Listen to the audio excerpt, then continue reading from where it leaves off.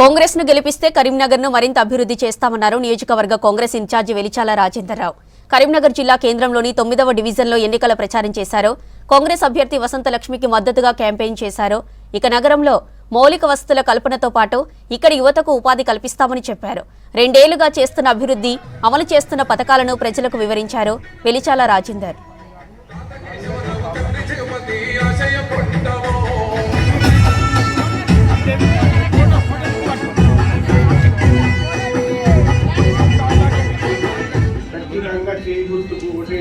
కాంగ్రెస్ పార్టీకి బ్రహ్మాండంగా మీ ఆలోచనలకు అనుగుణంగా మా ఆశయాలకు అనుగుణంగా పనిచేస్తాం. వారు మంచి అభివృద్ధి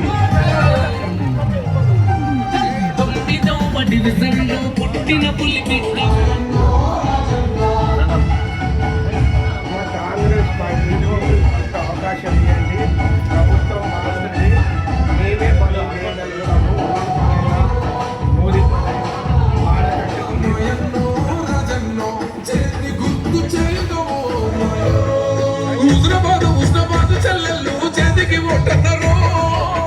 ఎవలాడమాన కొండలు ప్రజలు